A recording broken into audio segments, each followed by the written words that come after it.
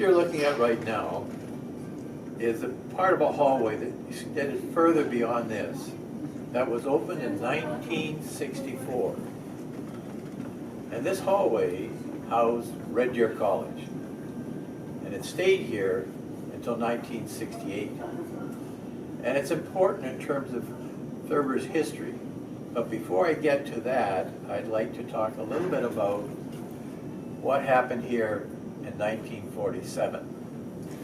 In 1947, the superintendent of Red Deer County, his name was Lindsay Thurber, was looking for a school setting or a place to build a school that would house mainly rural students. And what you need to visualize right now is that where we are, this is Lindsay Thurber as it is today, part of it. Between now here and the Red Deer River was full of army huts. During the Second World War, about 1,000 soldiers every 4 months were trained here and then sent overseas. Well, to house them, you had to have a lot of dormitories. You had to have a drill hall. And if you know where the Memorial Center is, that was the Army Drill Hall. He ended up at the 1947, as I mentioned, looking for accommodation for a new school. He found this. And what was advantageous about this, it had a drill hall for phys ed, plus to build all the dorms for the military during their training period. He was able to make those into classrooms. He also had, because they were training 1,000 soldiers at a time, they had to have a large canteen. And in addition to that, they had to have a large kitchen. So you had a drill hall, you had all the accommodation for 1,000 soldiers, and you had a big cafeteria. But in addition to that, on the other side of the Memorial Center, there's another building that still exists today. That was a maintenance shop. That's where they built all the huts. So they had electricity over there. They had metalwork over there. They had woodworking over there. They had automotives. They had to have military vehicles. That's where they worked on the military vehicles. All that was sitting here redundant. And he got the government to agree to allow him to have a high school built here, and it was called the Red Deer Composite High School. And he got it all for $1.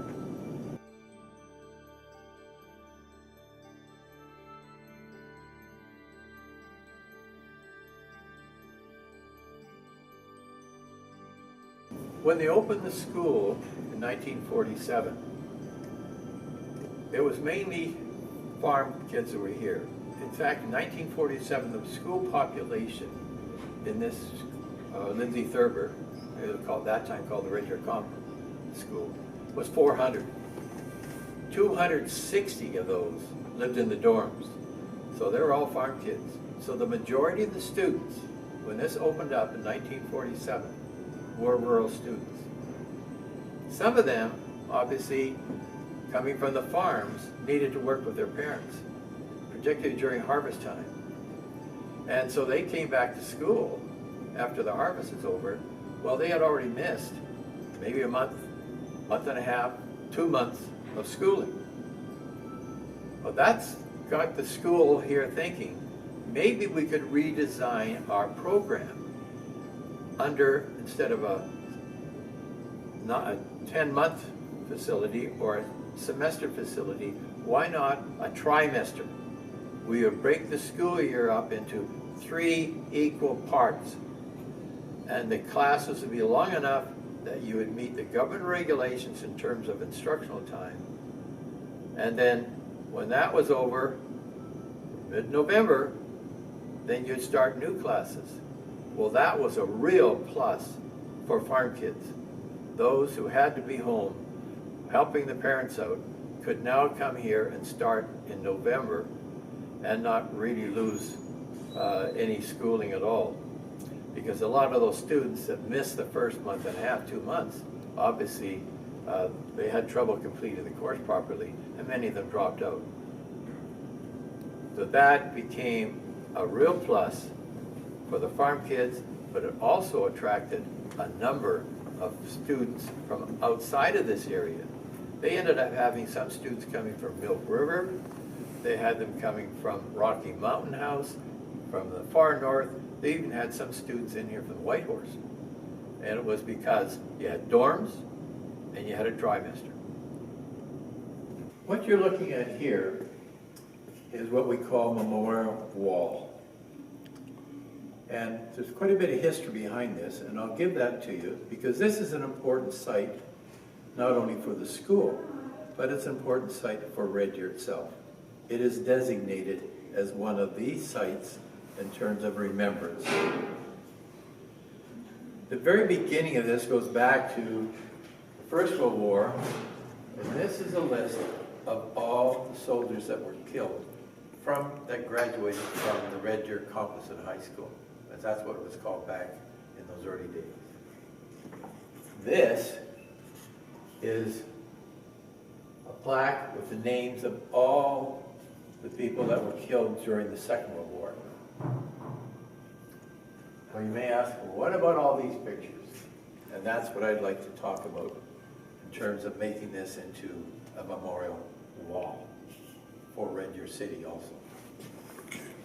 So we had the students go to Paris, look around Paris, study it beforehand, and then we went to visit grave sites.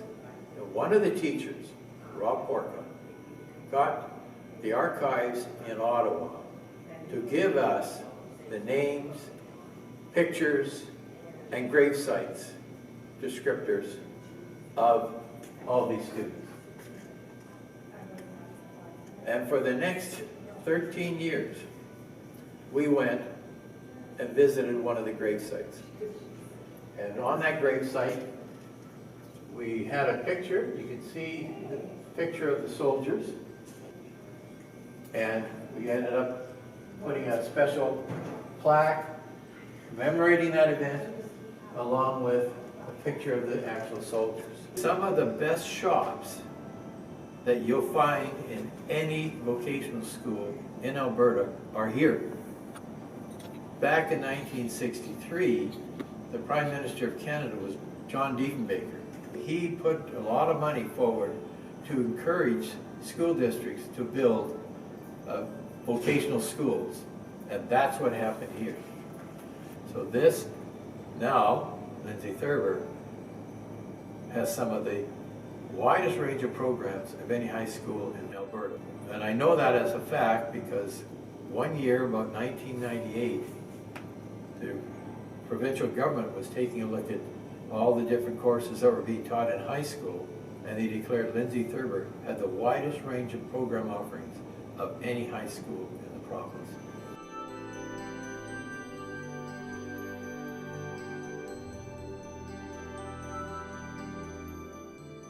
It was a really interesting project in that it was intended to be an educational experience for the students right from the very start.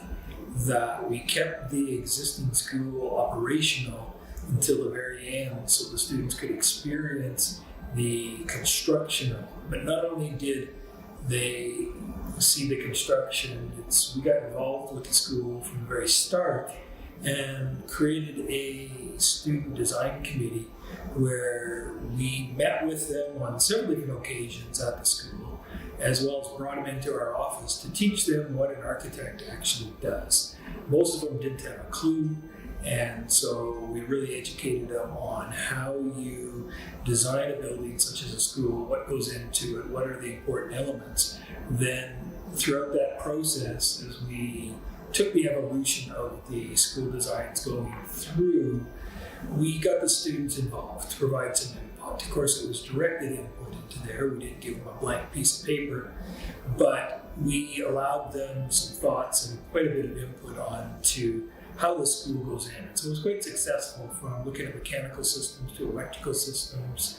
The students were actually very fascinated with the civil engineering that went into it from wastewater and a water drainage point of view.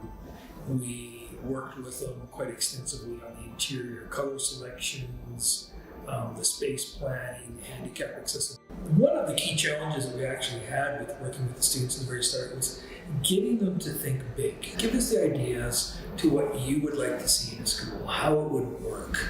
They were very reserved. They did not expand upon their ideas to think creatively, to think very broad in there. But the one commonality that they had from the very start was that the students that have both mental health challenges and mobility challenges wanted to be front and center.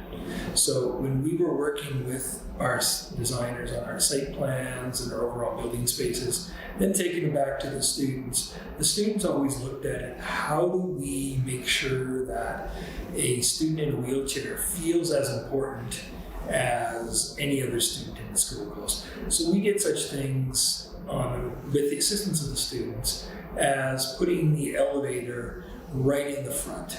Typically in schools, elevators are tucked away, you don't see them a great deal, but we made sure that the elevator was right in the front of the school so that anybody in a wheelchair, anybody with mobility issues or mental health challenges that needs to have that vertical transportation assistance on there knew where it was. You don't have to ask in that school where the elevator is. And so that was just one of the things that the students brought in. Some of the others was that initially we had the foundations and strategy classrooms located up on the second floor, wanting to have some nice views and some opportunities for patio decks on the second floor for them.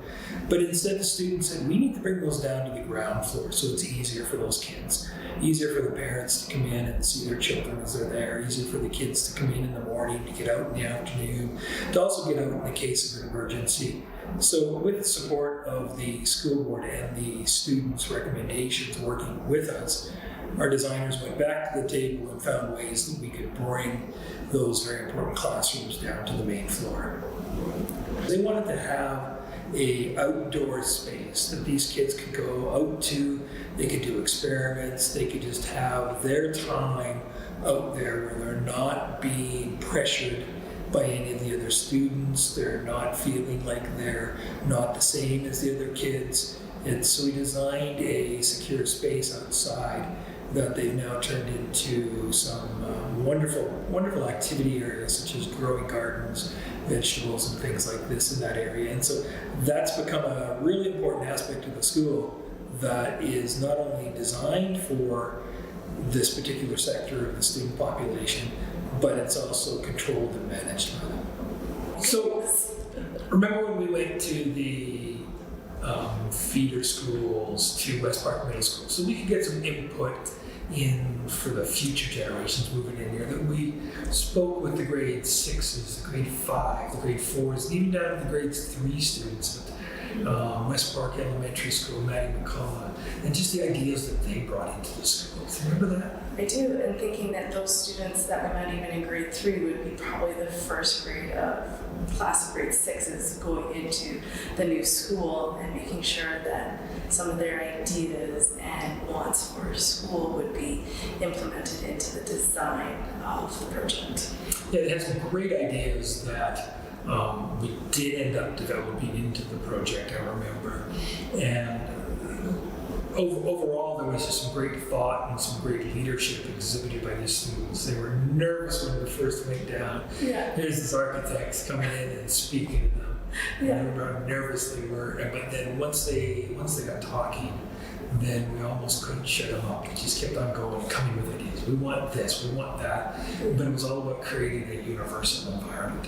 Yeah. It also brought in, for the grade 5s that we met with that were going into West Park that following fall, it kind of brought like a common interest between a handful of these grade 5 students that turned into grade 6 that we got to meet with during the design meetings with them, just because they all knew each other or could talk about things that they had brought to the design when they met with us.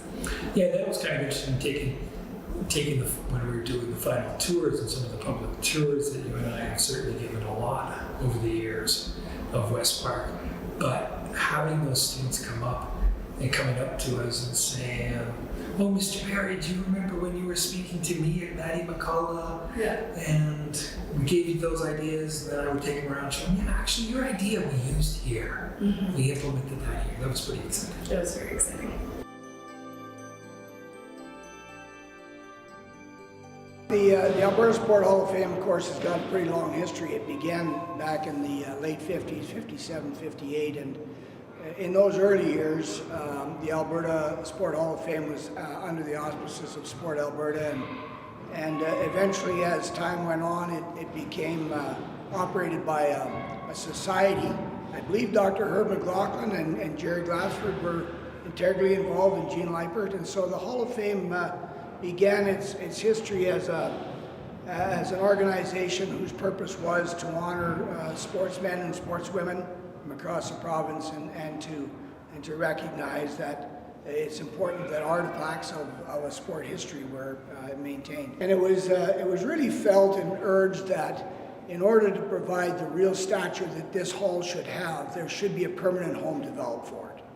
It was thought that a spot here on the upper level of Heritage Ranch would be a really good place, particularly given its access to Highway 2 and the fact that a provincial museum such as the Alberta Sport Hall of Fame Museum would depend on visitors coming from across the province, and the busy Highway 2 would help with that.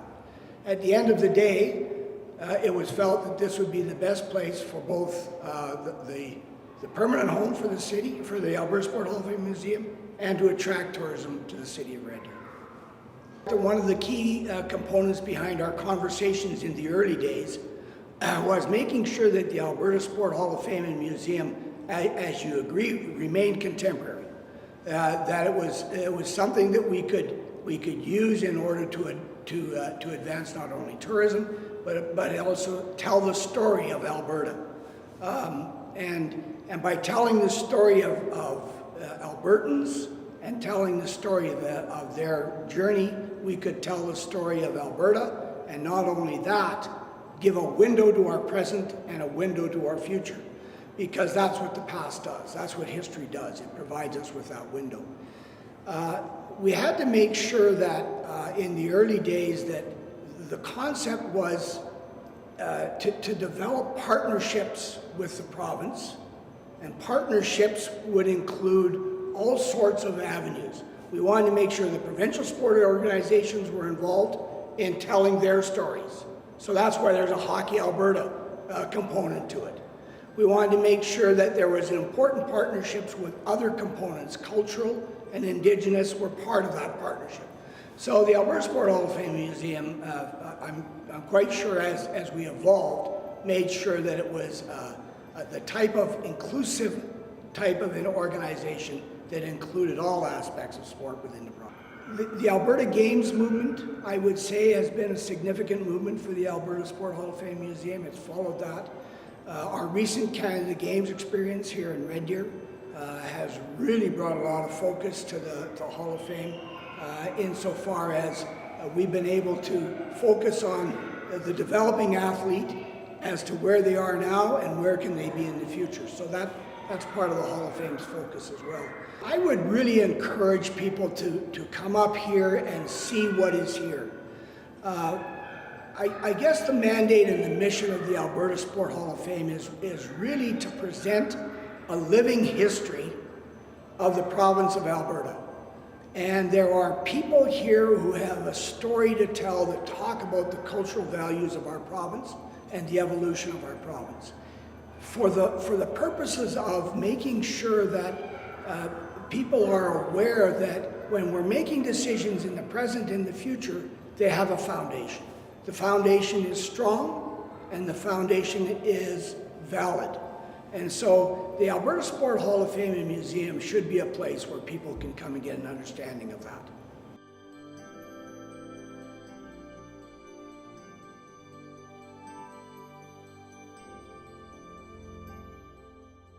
Give you a little background about the Red Deer Ski Club. I came to Red Deer in 1957 and I worked with a hardware store at that time. And then I met Don Moore, and Don Moore was the director of the city recreation department. And Don and I started and held a meeting, and with 3 other people, and we started up the Red Deer Ski Club at that time. Starting the ski club, and it grew quite rapidly. We got a ski area going on Northy's property on out by Riverbend there. By 3 Mile Bend is where we started, and we created a little ski hill there and put a rope tow on it and things like that. And we had quite a little time there. Hyped up about it, finding our own ski hill and getting a little bigger one. So we ended up, they ended up flying up and down the river looking for the select spot that the sun didn't melt the snow off all the time and things like that. And the one we chose was where the canyon is today. Now, that was done to Mr. Bauer, and he had that piece of property at that point. Of course, he wasn't using the hill because there was all kinds of trees on it, but which we had to make arrangements to cut off. Now, we were a gung-ho bunch of people, so we decided, well, maybe we go out every weekend and cut trees off the ski hill. And that was a horrendous job, and we were seeing we weren't getting anywhere too fast, so we decided to get a hold of, it was Harry Boomer, and that was Boomer Brothers Construction, and they had a Caterpillar, or a number of Caterpillars, but they had a D8, and he took the trees off the first ski run there on at the Canyon Ski Hill. And the road only went down 3/4 of the way because the other quarter belonged to the Crown land. And then, of course, we couldn't build anything on Crown land, so we decided to build the lodge 3/4 of the way down. And then we had, of course, the rope tow, and I can remember going up to Edmonton to get a precast drive for the rope tow, and we had a rope tow there from 3/4 the way up the hill. And then we got permission to cut the trees down to the river and go from there.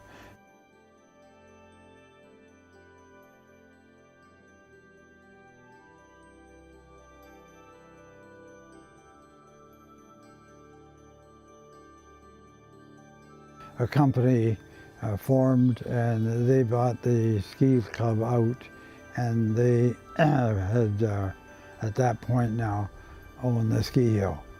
So at that point they decided to cut the rest of the run down and also build a lodge at the bottom, which is there today.